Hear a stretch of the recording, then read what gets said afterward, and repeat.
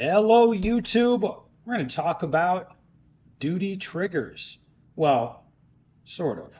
Sort of talk. Maybe what's not a duty trigger. We've got a pretty interesting question here that we'll take, and we'll talk about it. All right, you said for multiple reasons you wouldn't want a light trigger for duty use. Can you tell me why? Seems like giving officers who are traditionally bad shooters a better lighter trigger would be an advantage. Okay, and this is in response to this, the Trigger Tech Ace trigger, which to me, this makes me reconsider like, hey, maybe, trying to modify this striker fired pistol to get the most out of it. To me, that's interesting now, like from a competitive perspective or, that kind of thing. Not so much a duty gun perspective. Now, first, I should say, if you're doing a modification like this to anything, like this is no longer a Glock, in my opinion. It's again, this new trigger is like a radical redesign. It's not just a modified part or like a different thing, like a different shoe that takes the same place and does the same job. Um, Personally, I think this would be really dumb to have as a duty trigger for a lot of reasons. So let's talk about it. Right, first, the lightness. I think people focus on the weight of the trigger a lot. Like they're fixated on the number. Um, okay, and there's other stuff I would consider like the amount of travel.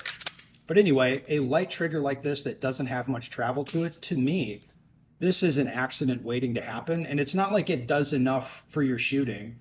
Again, if we're measuring the time real close, maybe I'm picking up a few hundredths of a second. If it's like a 3 second long exercise or drill, maybe instead of 3 seconds with the factory trigger, this thing I could do. I mean, we're talking hundredths of a second faster.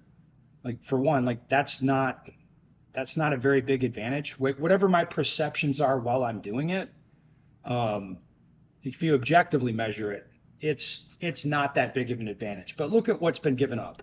First, yeah, it's light. There's not much travel. Like it'd be an easy way to create an accident waiting to happen is to install this in people's guns and hand them out in mass to like hundreds of people. Obviously, that's that's going to make it easier to set the gun off. It's like people make mistakes, put their finger on the trigger when they shouldn't, and you don't want to create a liability for an accident. There's other stuff too, though. Just like again with the amount of travel here, what if I'm wearing gloves and I just shove my finger in the trigger guard? I mean, when I'm not supposed to, it'd be a mistake on my part, but it'd be really easy again to have an accident like that. There's more to it as well. I mean, if I pop the slide off this, there's like an adjuster thing in here for the trigger weight. Well, again, like giving that to hundreds of people, you've got, you would have this ability for those people to modify their equipment further to like, you know, mess around with an Allen key in there and change the weight of the trigger. That's not the properties that you want for a duty style trigger. Whereas, let's pull up what we got here. All right, this Glock has been modified with a drop-in Apex kit. Now, it's still relatively light compared to factory, but I'd say it's heavier. It's like 3.5, 4 pounds. The number's a little bit higher, but look at the amount of take up and travel in here.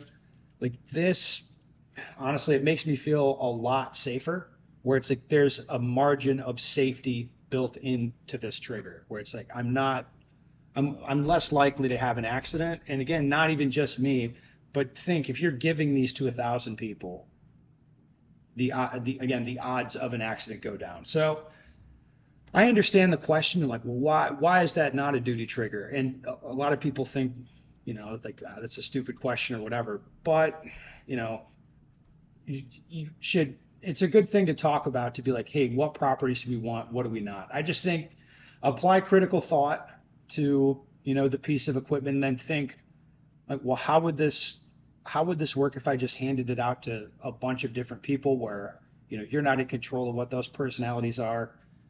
Yeah, you can create a liability for yourself really, really easy. Anyway, that's enough for me. That's my thoughts.